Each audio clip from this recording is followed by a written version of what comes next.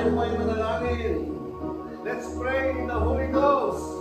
Ora pasika daramakanda rabasung kibelehando. Rumba hangga sangge de la kanda kumbranse. Tinitignan ako sa ating kalagitnaan lahat ng pag-aalinlangan, lahat ng pag-iinsulto ng demonyo, lahat ng sakit na matagal na sa katawan ng bawat isa. Tinitignan ako lahat sa mga latay ni Jesus. Kayo ay mga magaling na at malusog na.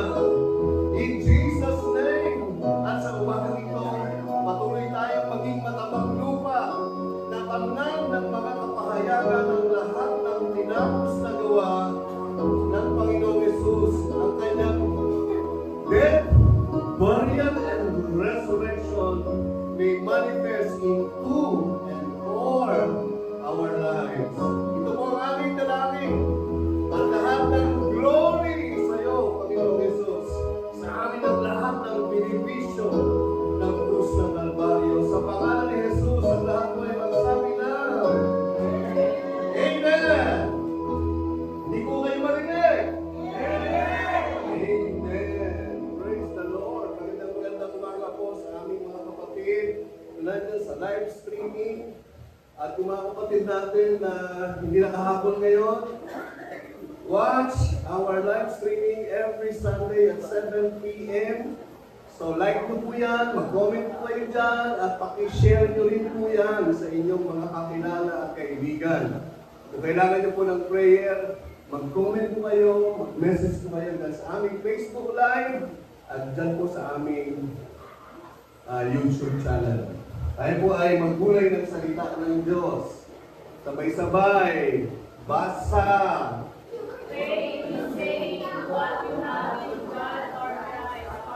Part 5. Sabihin nyo, Part 5. So, mayroong Part 1, Part 2, Part 3, Part 4. So, kung hindi nyo napakinggan yan, punta kayo sa Gospel of Christ Church, Facebook. Doon nyo makikita 1, 2, 3, 4, kasi ito ay 5 na. So, hindi ko na kayang balikan yung 8 oras ng Part 1, 2, 3, and 4. So, ang pananampalataya ay sinasabi natin kung anong meron tayo kay Kristo. Hindi natin ginagawa. Kasi, because the law is work. The gospel is done. Amen ba? Amen. Yung kautusan, umaasa sa magagawa mo. Si Jesus, ang kanyang tinapos na gawa, which we call the gospel, ay tinapos na ang lahat ng gawa para sa kapatawaran ng iyong mga kasalanan. All you have to do is confess. Sabihin natin, sabi ng Romans chapter 10, verse 9, if you confess, kung sasabihin ng iyong bibig na si Jesus ay Diyos, that if you confess with your mouth that Jesus is Lord and believe in your heart that He was raised up from the dead, you are saved. If you confess with your mouth. Amen. Kung sasabihin lagi ng labi mo. So, kaligtasan po tapos na. Kailangan na lang pakinggan, paniwalaan, at sabihin. Amen. Nandiyan po ba kayo? Para kung lumalakad sa isang lugar, madaming tao, gusto mo, sagasaan mo sila. Ano sasabihin mo? Excuse me, dadaan po. Pag hindi ka nagsalita lang gano'n, pag sinagasaan mo sila, sisipahin ka nila. Ang tatawagin kang bastos. Walang galang. So you say. Part 5 na po ito. Dito natin kinuha yan sa Mark 11:23 to 24. Sabi ni Jesus, for assuredly I say to you, whoever, basahin niyo may kulay. Hindi ko kayo marinig. Whoever says to this mountain, be removed and be cast into the sea, and does not doubt in his heart, but believes that those things he says will be done. He will have whatever he says. Ano po yung says? Sinasabi mo, sinasabi mo, sinasabi mo, sinasabi mo. Tatlong beses sinabi ni Jesus, sabihin mo, sabihin mo, sabihin mo, sabihin mo. Therefore, I say to you, whatever things you ask when you pray, believe that you receive them and you will have them. So whatever you say, is the thing you are praying. So when you are saying what you have in Christ, you are praying. Amen. Naiintindihan niyo po ba? Amen. So paano, pag hindi niyo na alam kung ano yung pag-pray niyo? Paano, kung wala na kayong panahon mag-pray, hindi nyo kayo mag-pray ng 5 minutes, na nagsasalita kayo ng naiintindihan? Ano ang gagawin ninyo? Hindi alam na maraming Kristiyano na si Jesus ay yung banal na Espiritu. Akala nila si Jesus ay iba sa banal na Espiritu. At si Jesus ay iba sa God the Father. Hindi po. Sabi ni Philip, Jesus, ipakita mo nga sa amin yung God the Father para matapos na ang problema namin. Sabi ni Jesus, Philip, tagal-tagal mo na ako kasama. Tinatanong mo ba yung God the Father? Philip, pag nakita mo na ako, nakita mo na ang God the Father. Si Jesus, ang exclusive revelation ng God the Father. Hindi mo makikilala yung God the Father pag hindi mo kilala si Jesus. If you see Jesus, you see God the Father. Sabi ng mga Israelita, our God is one God. Amen po ba? Amen.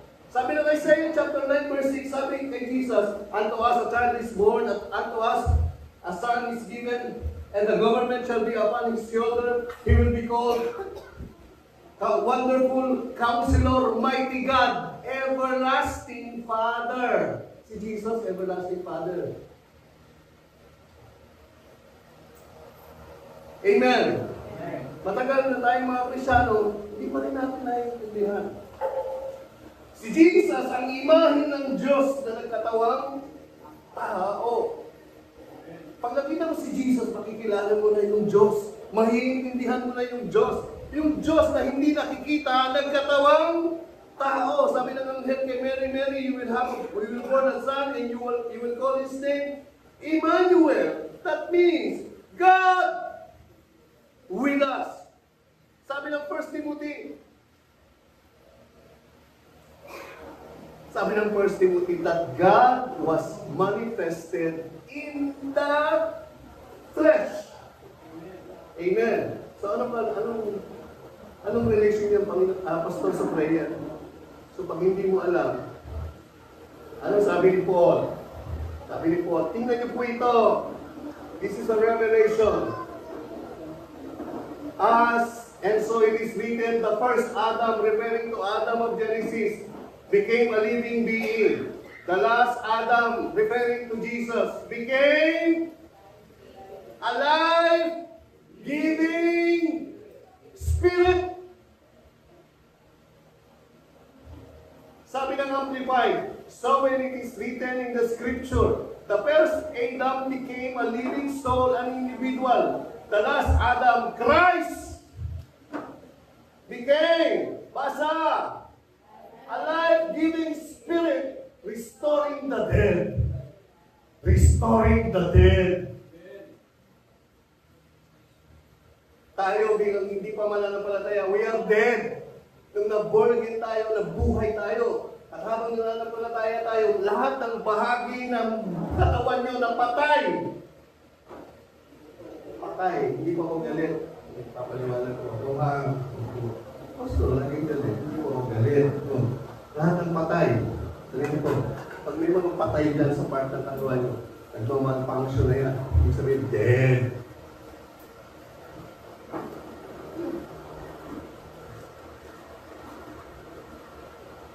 Pastor, this is sign of aging.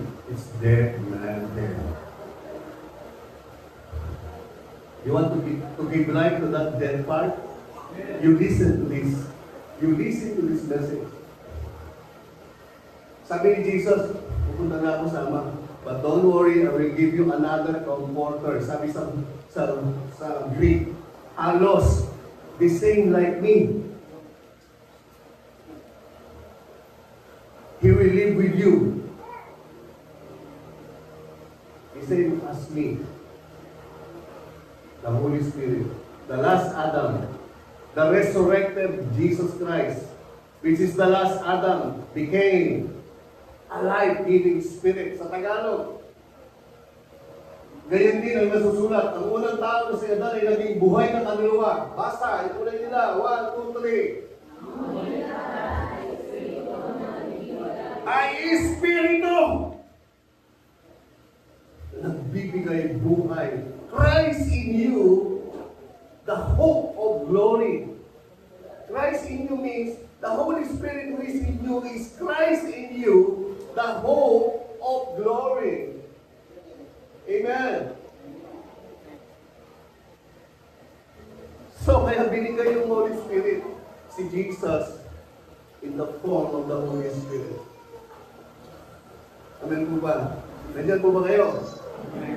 Sabi ni Jesus, pag dumating yung Holy Spirit, like me, alos, He will convict you of your righteousness. Tingin, yung Holy Spirit, laging papaalala sa'yo, hindi kasalanan. Amen. Yung Holy Spirit, ipapaalala sa iyo kasi siya si Jesus in the Spirit. Ipapaalala sa iyo na ikaw ay pinatawad sa lahat ng iyong kasalanan. Ipapaalala sa iyo na lagi kang matuwid, lagi kang matuwid, lagi kang matuwid, lagi kang matuwid.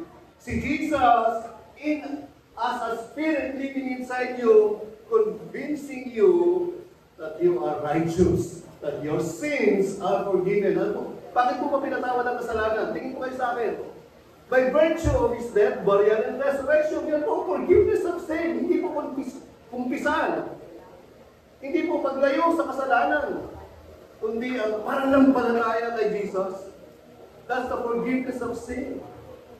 Amen. Based on His death, burial, and resurrection.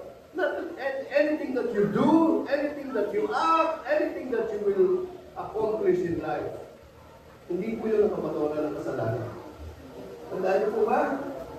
Amen po ba? So,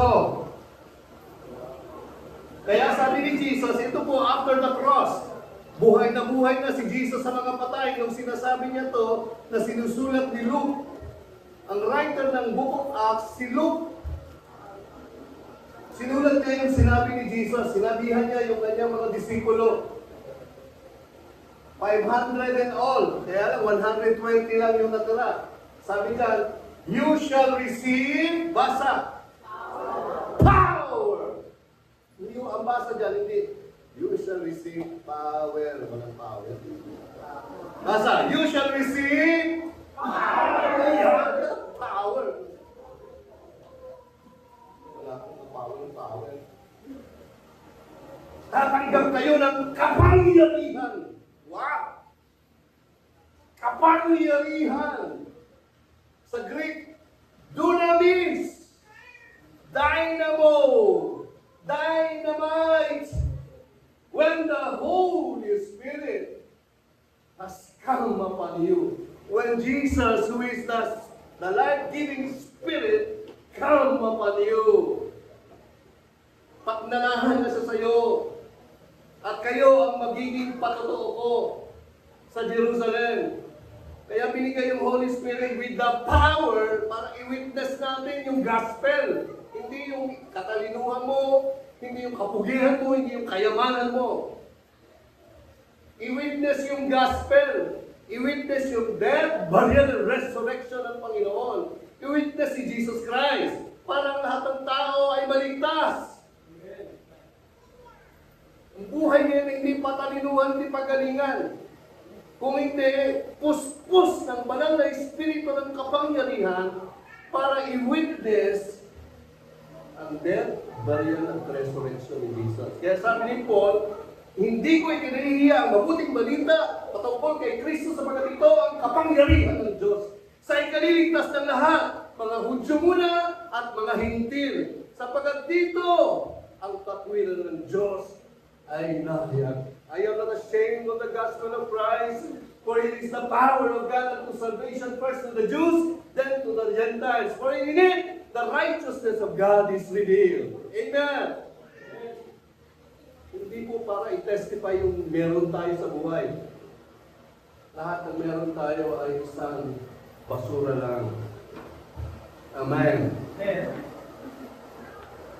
Tapos, sa Acts chapter 2, nandun na ho sila. 120 and all.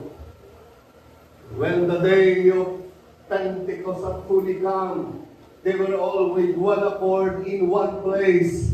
And suddenly, there came a sound from heaven as of a rushing mighty wind. And it filled the whole house where they were sitting.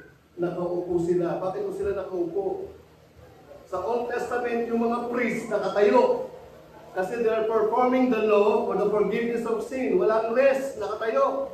Ito nakaupo because it means that all who believe in Christ, our sins are forgiven. So we're resting. Kaya nakaupo sila. Hindi po disrespect na nakaupo sila na hinihintay nila mapuspos ng banal na Espiritu. They just doing it, proclaiming that all their sins are forgiven. Verse 3. Then there appeared to them divided tongues as of fire. Sabi niyo, fire. Fire! Sabi ni Jesus, sabi ni John, the one will come to me after me, will not baptize you with water, but he will baptize you with the Holy Spirit of fire. Sabi, tayo. Amen. So habang nakaupo sila, eto na yung parang dina ng mga apoy, bumaba sa kanila, bawat isa sa kanila. And they were all filled with the Holy Spirit and began to speak. Sabi nyo, say. Say. Galing po sa Greek word na laleo. Sabi nyo, laleo. Laleo, laleo. Laleo, laleo. To say. With other tongues, as the Spirit gave them utterance. Galing po sa Greek word na apotengomai. To speak. Sabihin nyo, to speak. To say. Utterance. So binigyan sila ng salita na sasabihin nila. Yun po yung speaking in tongues. Orabasanga badala konga rambonde rambungza gabonga banga bara sakka badala basika badala bakande. The Holy Spirit gave them utterance. Maraming Kristiyan hindi naniniwala dyan. Hindi ka naniniwala, you just stop and listen. Just listen to this teaching. Hindi pa ako magsasalita ng wala sa Bible. Okay? Kaya po ba kayo? The Holy Spirit, this is power. The Holy Spirit will give you the utterance, the word to speak. We call that other tongues, speaking in tongues. Amen. O tingin, sabi sa Amplify, when the day of Pentecost had come, they were all together in one place. Nagsumapit ang araw ng Pentecostes, silang lahat ay nag-iisang po. Isang puok na nagkakaisa. Tingin po kayo dito, and suddenly a sound came from heaven like a rushing violent wind and filled the whole house where they were sitting. Verse 3. Then appeared to them tongues resembling fire, which were being distributed among them. They rested on each one of them as his person receiving the Holy Spirit. Verse 4. And they were all filled, that is diffused throughout their being with the Holy Spirit, and began to speak in other tongues, different languages, as the Spirit was giving them the ability to speak it out clearly and appropriately.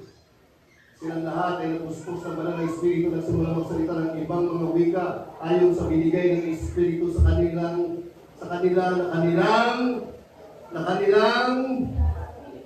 kaya ho kayo lagi yung pinapractice yung mga dila niyo eh.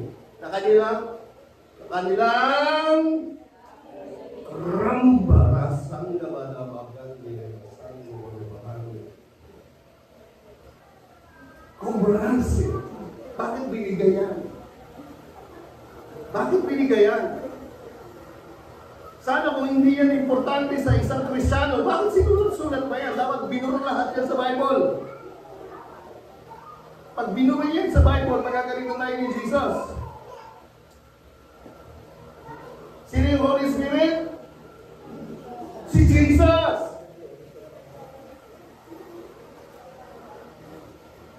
Christ in you. Si Kristo ang nabubuhay sa loob nyo. Hindi nyo ba alam na inyong katawan ay katawan ng banal na Espiritu? Hindi nyo ba alam na inyong katawan ay templo, altar ng banal na Espiritu? Hindi yan sa inyo. Binili yan ng dugo ng Panginoong Yesus. Amen. Kaya maraming Christian, talunan. Tingin-tingin po kayo. Maraming Christian, madaling tumanda. Maraming Christian, madaling damuhan ng sakit. Maraming Christian, nag-aalaga ng sakit. Maraming Christian, namamatay sa sakit.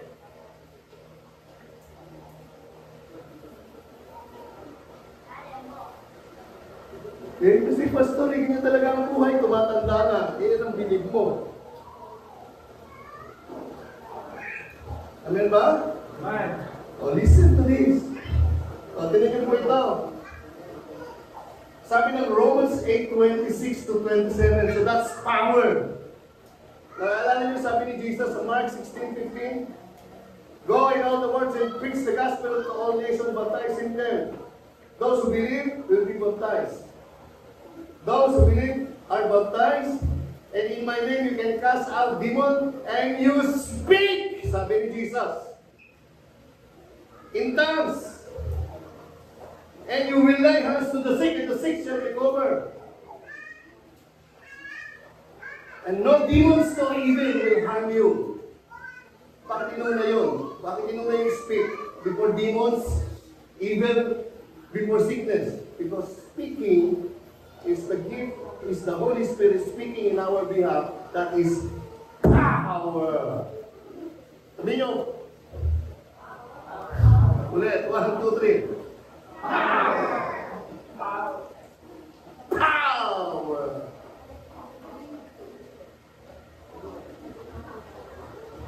Mapupuspos kayo ng kapangyarihan. Ano sabi ko? Ano kapangyarihan yan? Amen? O, tingnan niyo po ito. Sabi ni Paul, pag hindi kayo naniwala sa praying in tongues, tanggalin niyo na lahat ng sinulat ni Paul. Sabi ni Paul, likewise, the Spirit, pag binabasa ng mga also help us in our weaknesses. Sabi sa Tagalog, sa gayong paraan, ang Espiritu rin ay kasamang tumutulong sa ating mga kahinaan. Anong number 1 tutulong ng Holy Spirit sa atin? Oh. For we don't know what we should pray for as we ought. Sapagkat hindi natin alam kung ano kinakailangan natin ipanalangin. Hindi tayo marunong manalangin. Hindi natin alam kung ano yung ipapanalangin. Sa panahon na wala ka nang masabi. O tingin mo kayo, wala ka nang masalita. Ano kaya yung pag-pray ko? Ano kaya yung pag-pray ko? So when you pray na, Surna, Basika, Batara, Rumba, Riango, Robongge, Bedahandi. Kasi re-reveal sa'yo ng Diyos kung ano yung pinapanalangin mo. And then you speak that sa naiintindihan salita. O tingin. But the Spirit Himself makes intercession. English is not anointed, is not original word. Greek is the original word. Galing mo yung makes intercession sa salitang Grego na huperentomkano. Hindi ang pangitin. Dahil sa kakulangan ng English ng panahon na yan, hindi na ma-interpret ang ibig sabihin ng makes intercession. Ang ibig sabihin, praying on behalf of another. So when you pray in tongues, Jesus, the Holy Spirit, is praying for you. With groanings which cannot be uttered. Mga salitang hindi kayang mga, sabi dyan, subalit ang Espiritu mismo ang siyang namamagitan para sa akin na may pagdaing na hindi kayang ipahayag ng salita. Tingin. Hindi mo alam ano yung pag-pray mo, hindi mo masabi sa salitang naiintindihan. Hindi mo alam. Ano binigay? Praying in tongues. Porra, pasika, madamahate. Yung Diyos, yung Jesus, the Spirit Himself. Sabihin nyo, the Spirit Himself. Hindi ko kayo marinig. Sabihin nyo, the Spirit Himself. The Spirit Himself. Tingin, Jeng. Kita ko kayo natutulog. Tingin. Sino yung Spirit? Si Jesus mismo nagpipray para sa iyo.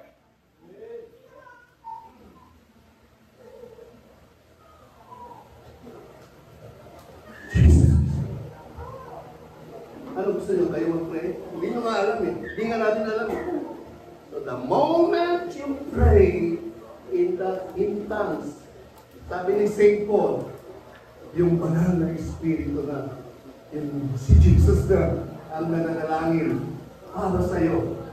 Ng mga pagdaing, ng mga pananalangin na hindi kayang ipahayag ng salita.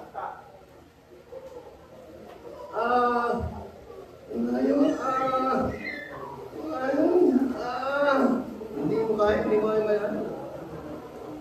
Ikaw, sasabihin mo lang, Rombang sige bidalaganga, gambong, karabang.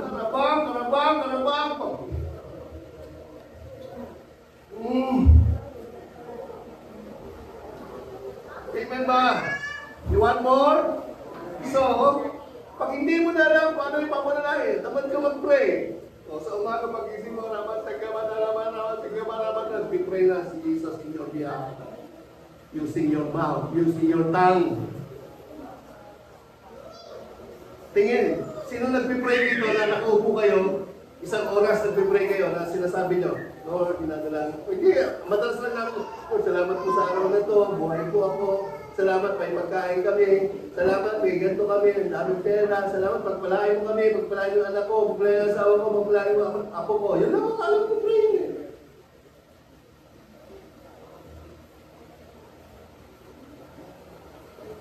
Na ipag-pray niyo ba yung pastor niyo? Hindi! Pero when you are praying in tongues, hindi mo alam, sinachannel ni Jesus yung prayer mo para sa pastor mo, para sa kapitbahay mo na sinusungitan mo araw-araw.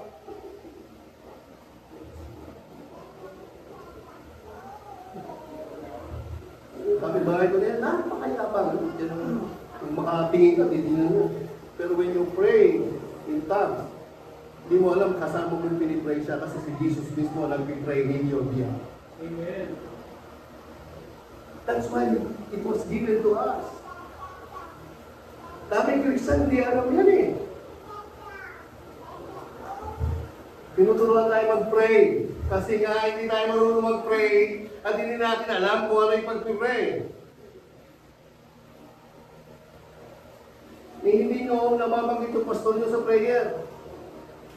Ako, I pray for you.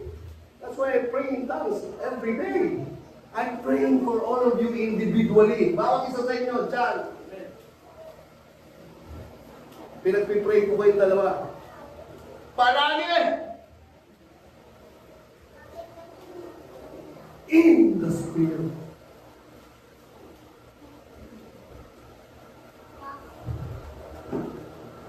Amen ba? Also, Jesus, the Holy Spirit, teach you to pray. Kasi yan ang weakness natin. Di ba sabi, that is our weaknesses.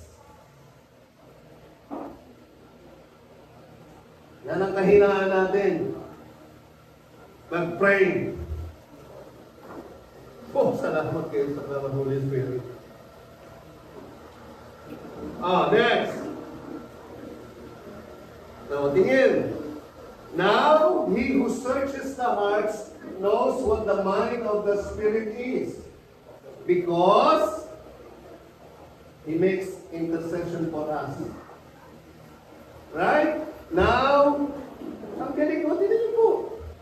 Puro about the Holy Spirit yan, no? Now, He who searches stars knows what the mind of the Spirit is, because He makes intercession for us, for the saints, according to the will of God. Ano yung pinag-pray ng banal na Espiritu? Tingin kayo sa lagi ang pinag-pray kung ano ang kalooban ng Diyos na tinapos ni Jesus sa krus para sa iyo, para sa iyo, para sa akin, para sa lahat ng tao. Every time you pray, nita.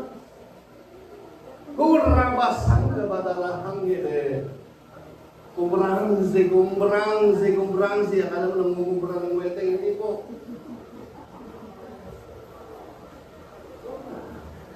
I'm speaking with power. I'm praying as Jesus is praying for me, for you, and for all of us. Amen ba? Seryoso, tumingin ko kayo, serious po ito. Kailangan meron kayo nito. Oh, tingin, anong pinag-pray ng Banal na Espiritu when you speak in tongues? Lahat ng kalooban ng Diyos kay Kristo Jesus para sa inyo.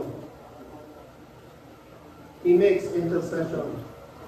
He's praying in your behalf. He's praying on your behalf. He's praying on your behalf. Amen.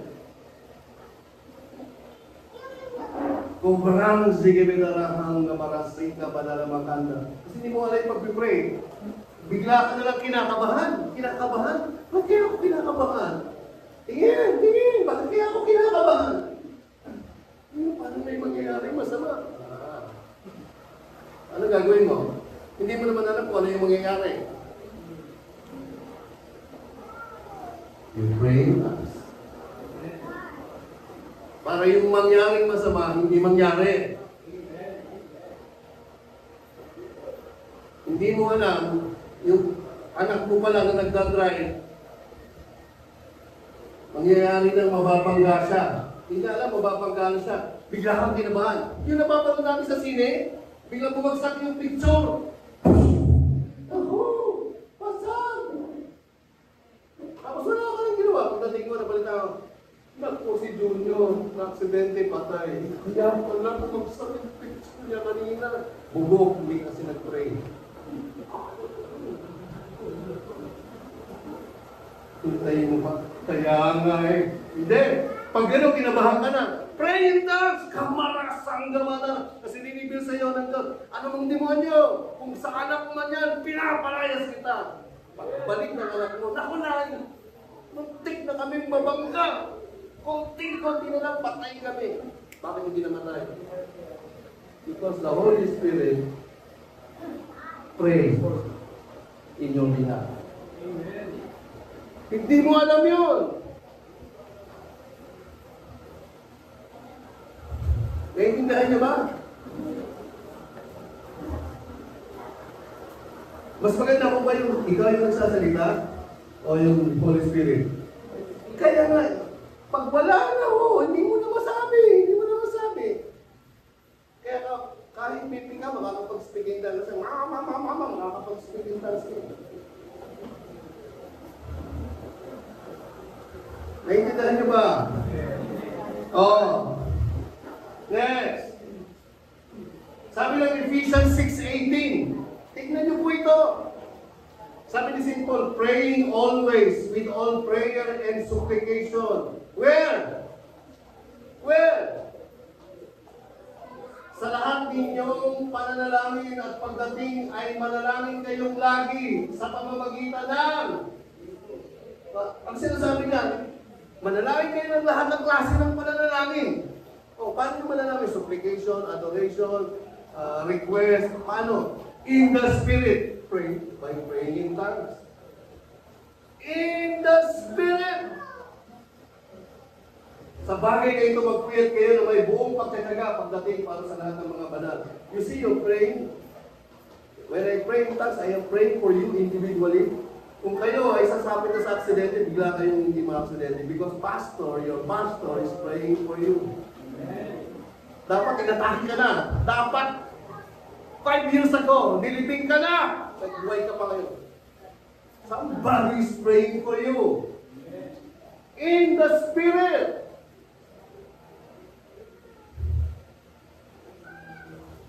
Pray. Always without prayer and supplication. Where? In the Spirit. Oh, tingin. Ulit. Anong natutunan natin? Sino yung Holy Spirit? Si Jesus, yung Spirito na nagbibigay ng buhay. Hindi patay. Jesus is the last Adam, the life-giving Spirit who's living inside you.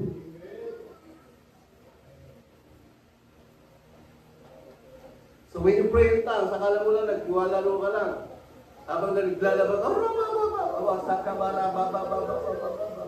maingay, baka magising yung bata. You're praying. The Holy Spirit is praying. Kaya mo ba mag-pray ng isang oras na sinasabi at naiintindihan? I doubt it. I really doubt it. But if you pray in tongues, papi natin mo alam. Naka 30 minutes ka sa umaga, naka 30 minutes ka sa tanghali, naka 30 minutes ka sa gabi. Naka isang kalahating oras ka na nagpipray? Amazing! It's God who prayed in your behalf. Amazing! Hey, sinasabi ko ba yan? Tak. Alamat ba yan? Misteryo ba yan? Ay, binabasa ko sa inyo. Kayo ba nagpapaniwala kung may pastor nagsasabi na dami sinabi, hindi naman pinakita sa kasulatan. At ayon sa context. Oh. Tignan niyo po, 1 Thessalonians 5:16-19. Basa. Sa English, basa. Rejoice always. Oh, sabi dyan, rejoice. Always. Tingin. Kung may problema ka, paano ka makakapag-rejoice? Tapos always pa. Lagi kayong magalak. Tingin. Sa buong buhay niyo ba lagi kayong magalak? Lagi kayong galak? Sagutin. Tingnan niyo sila, mabusan mo, ayos na mabuhay. Hindi, di ba? Magagala kayo palagi pag kayo ay nananalangin, walang patid. Saan? Saan kayo mananalangin na walang patid? Makakapanalangin ka ba ng 30 minutes? 30 minutes, walang patid. Ngayon, maraming salamat. Dinanalangin ko po yung kapitbahay namin, yung kanto, yung tao doon na palimos na palimos. 30 minutes, ha? Tapos kayo nasasabi, Lord, dinadalain ko po. Kung sino man po ang nagugutom ngayon. 30 minutes! Yung naiintindihan. Kaya nyo? Tuloy-tuloy. Tinatanong ko kayo, kaya? Winnie, kaya? Hindi kaya. Pero, basta ka man. Tarapadalaman. Tangdabadaman. Tangdabanan. Gabarawasika. Tarapadalaman. Oriakan darabasal bidi karamana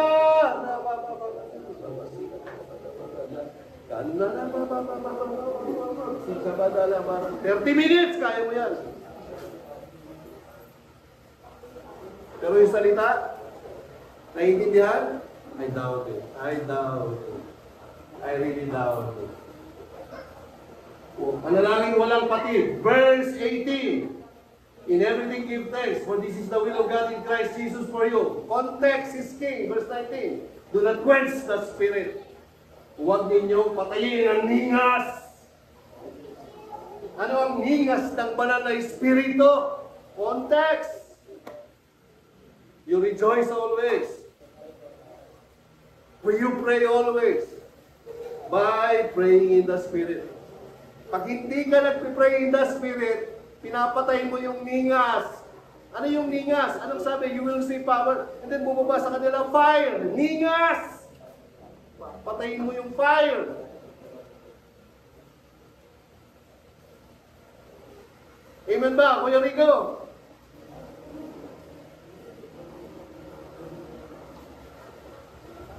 Pagpatay na yung ingas, patay na yung ingas. Tulog, patay ang ingas. Pag inaanto ka, pipreach si Pastor.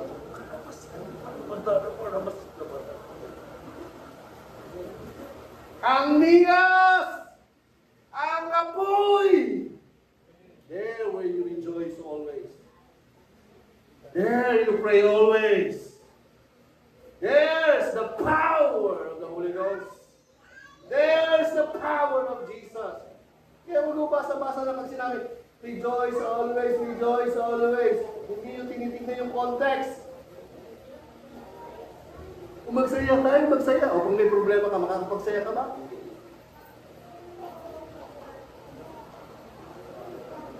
Pray without ceasing. Saan lang yan nung nananalangin na walang patid? In the Spirit.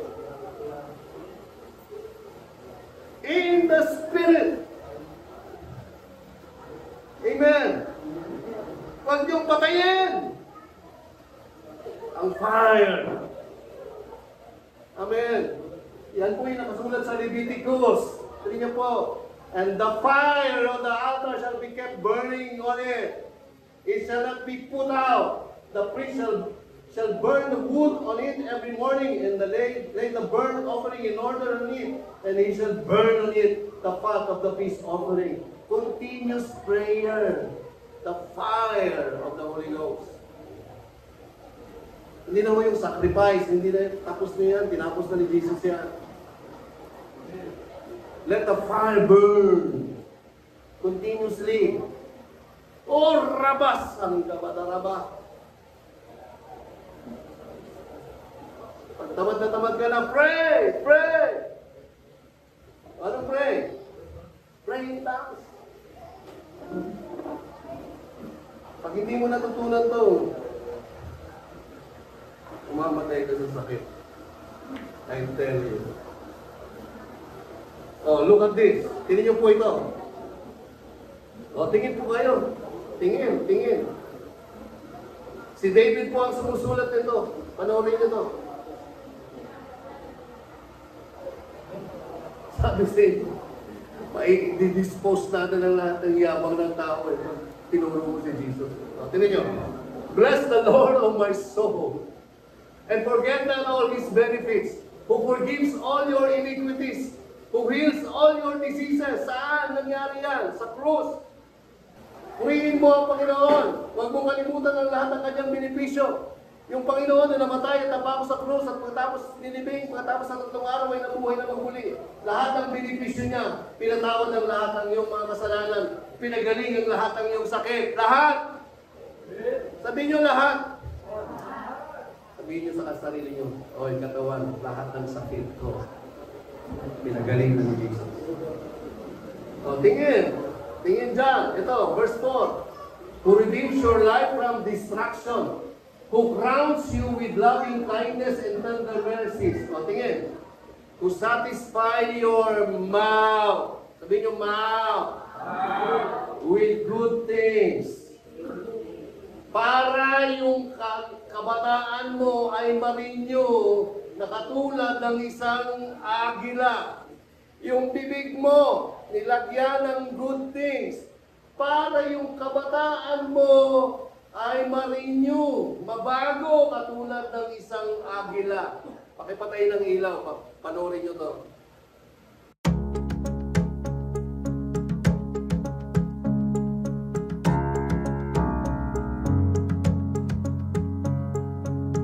This is a story of an eagle.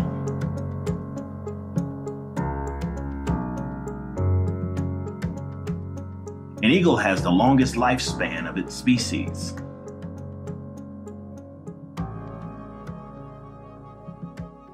It can live up to 70 years. But to reach this age, however, the eagle must make some tough decisions. In its 40th year, its long, flexible talons can no longer grab prey, which serve as food.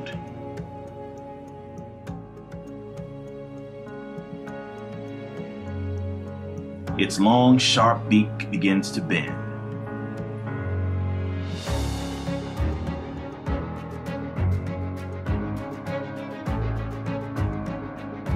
Its old, aged, and heavy wings, due to their thick feathers, stick to their chest and make it difficult to fly. Then the eagle is left with only two options: die or go through the painful process of change. The process requires that the eagle fly to a mountaintop and sit on its nest. There, it knocks its beak against a rock until it plucks it out. Then the eagle will wait for a new beak to grow before it plucks out the talons. When the new talons grow back, the eagle starts plucking its thick, heavy feathers.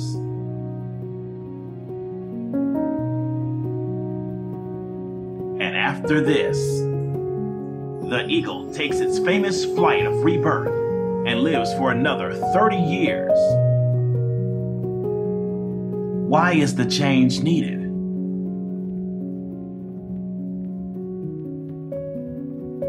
To survive and live. Again, nakita niyo yung eagle? Pag hindi sila rin yun, wala siyang option kundi mamatay. Balikan natin, Psalm 103. God will satisfy your mouth with good things so that your youth, kayo, ikaw, ako, is renewed like the eagle. Oh, sabi sa Matthew, if you then being evil know how to give good gifts to your children, how much more will your Father who is in heaven give good things to those who ask Him? Sabi nyo, good things, good things. Ito, tinranslate ni Luke. If you then being evil know how to give good gifts to your children, how much more will your Heavenly Father give? Imbis na good things, basa Joel. Imbis na good things, sa Luke. The Holy Spirit. What is the good thing that He puts in your mouth from the Holy Spirit? Praying in tongues.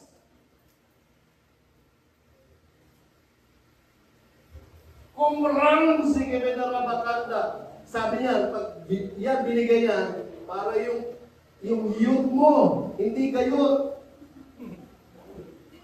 Yung kabataan mo, hindi yung katandaan. Ay maninibago. Katulad ng isang, kaya pinanood ko yung angela sa inyo. Sa kanya, painful process. Tayo wala nang painful process because all the pain, Jesus took it. All you have to do is to pray in tongues. Nagpag-uwit ako ng isang kwan, sabi ng barbero, sabi ng testimony, pero hindi tayo dito nabuborn dito tayo nabuborn again. Sabi ng barbero, Brad, ayos lalo pang puting buka. Oo, dami na ako. Sabi, ilang taon na ba kayo? 54. Sabi niya, 54. Dami na puti, oh.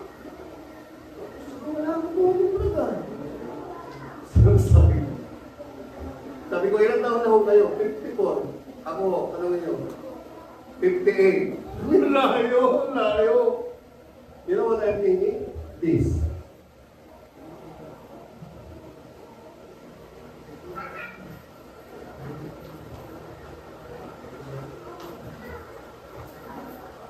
I pray in tongues so that my youth is renewed. Like eagle, my goodness. Ito sabi ni Paul. Yan ang sinabi ng old, tsaka gospel writer. Ito sabi ng old after the cross. Kaya nga yung sinabi ni David after all the benefits after the cross na yun. O ito sabi ni Paul, but if the Spirit of Christ, of God the Father, that raised up Jesus from the dead, nananahan sa inyo. Ngunit kung Espiritu na nagbago kay Jesus mula sa mga patay ay nananahan sa inyo. Siya na nagbago kay Kristo mula sa mga patay ay magbibigay din ng buhay sa inyong mga katawang mga sa inyong mga katawang may kamatayan. Tingin! Bawat parte ng bahagi ng katawan yun. Pag nagmuti na yun, patay. Nagmuti na to. Pag kumulubot na yan, may bahagi ng patay. Pag kumaluktot na yan, at ganyan na, patay. Tingin, pag gumanto na, ano, may patay, may patay. Oh, ano na? Kasi ganun pa maglakad ang buhay. Ganun pa maglakad ang buhay.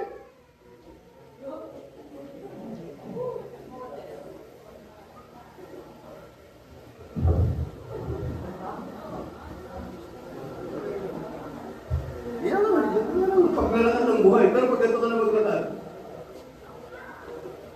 may patay! May patay! Gusto mong buhayin? Listen. Kaya nga yung igil, di ba? Wala na. Masisira na yung tuka niya. Nalalagis na yung balahibo niya. Yung claw niya, wala na. Dahil matanda na siya. Magre-renew yun. 40 years lang dapat siya mabubuhay. Magre-renew siya. Tapos another 30 years. Bibigyan siyang buhay. Ganon din sa atin. That's why I'm teaching you here. Tinuturo ko sa inyo to para sa kabutihan nyo to. Hindi mo para sa akin na. Tingin. Nararanasan ko na yan. Bakit ayaw? Bahala kayo ayaw nyo. Oh. Mula sa mga patay ay magbibigay din ng buhay sa inyong mga katawang may kamatayan. Sa inyong mga katawang namamatay. Gagawin niya ito sa pamamagitan ng kanyang espiritu na nanahan sa inyo. Hindi niyo makita yung revelation sa English. But if the Spirit of He that raised up Jesus from the dead dwell in you, He that raised up Christ from the dead shall also quicken. Sabi niyo, quicken. Galing po sa Greek word na zoopoio. Zoopoio. To make alive. To increase and restore your physical life. To give life, to quicken your mortal bodies. Itong katawan ninyo. By His Spirit that dwelleth in you. Nireveal ni David. Nireveal ni Luke. Baya! Pray! In the Spirit. Nireveal ni Paul. Rumbakanda rabasika na rabahande. Umrang sa kabaganda. Yung mabibigay ng minerals, vitamins, food. Kagastos ka lang pagkakami-daming pera para malakas mo yung katawan mo, yung mapatay na katawan mo, di ba? Oh, eat healthy, vegetable. Eat healthy, kaya tutubuhan ka ng mga dahon. Yung mahirap naman yun. But if you pray in tongues, you are renewing your youth like eagle. My goodness. Amen. Amen ba? Sabihin nyo, hallelujah! Oh, hindi pa yan po, sapa. Sabi ng Paul, 1 Corinthians 14:4, He who speaks in a tongue edifies himself.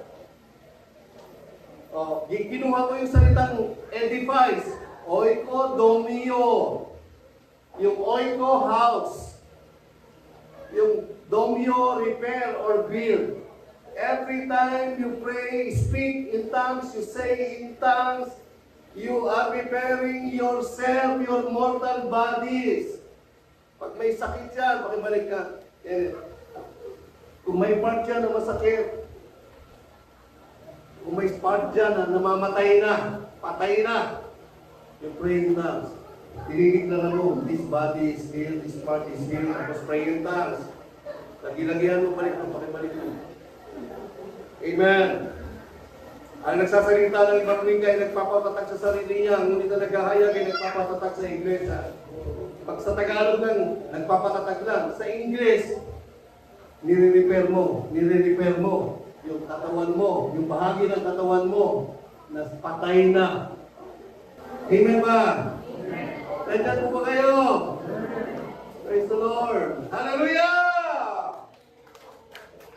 Oh, mapahingin ang pinagpak. Amen, amen, amen, amen, amen, amen. Tayong lahat ay tumayo.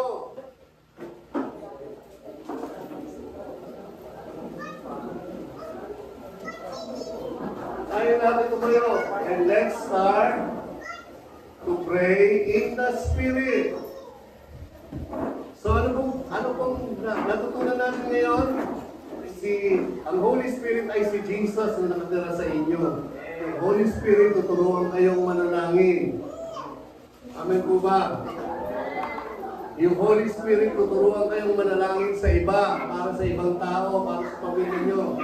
Yung Holy Spirit sa pamamagitan ng pagsasalita o pananalangin, yung speaking in tongues is prayer in the Spirit.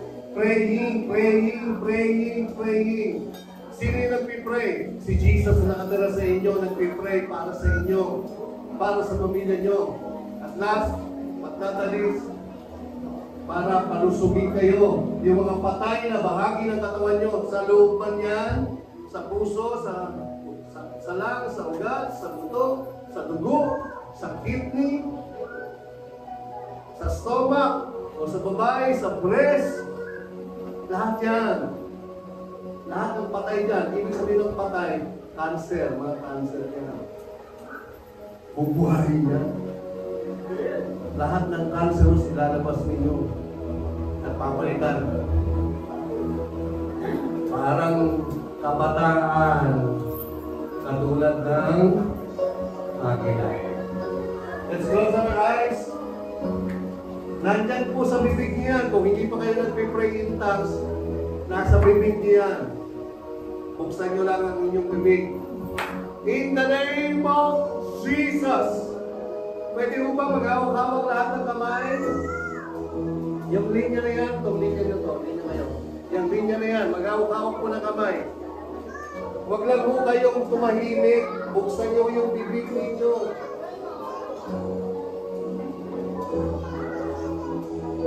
Para sa inyo yan, para sa mga anak ninyo.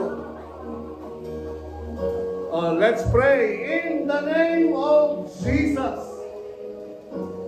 Binabautismuhan kayo ni Kristo through your pastor na mayroong abilidad na kayo'y makapagsalita o manalangin sa iba't ibang wika.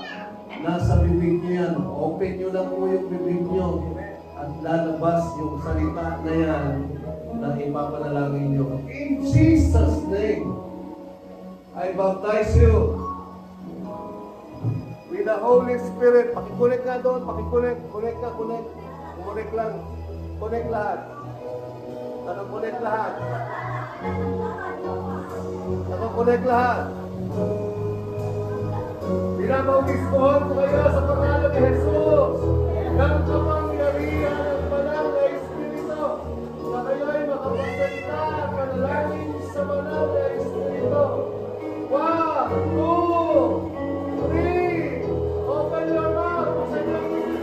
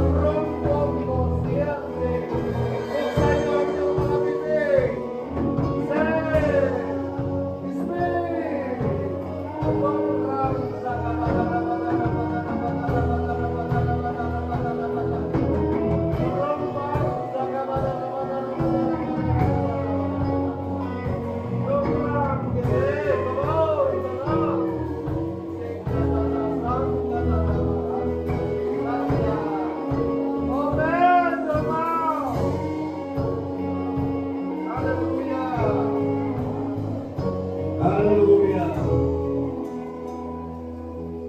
Sabay-sabay. Sabihin natin,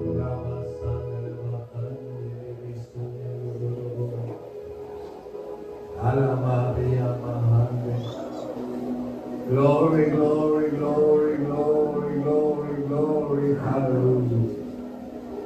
Rambas Tangyo. Hamburu Tangdiribisongo. Same anointing. Yang kapangyarihan na yan na nananahan sa inyo. Yang kapangyarihan na yan sa pangalan ni Jesus ay resulta ng tinapos na iwan ni Jesus. Same spirit that raised up Jesus from the dead. I'm declaring lahat ng bahagi ng katawan nyo na patay to be alive. That physical part of your bodies in and outside your mortal bodies that are dead, I declare, arise, alive, be healed, grumbagande, rumbo sa ikabadarabakanda. That part of your body is healed.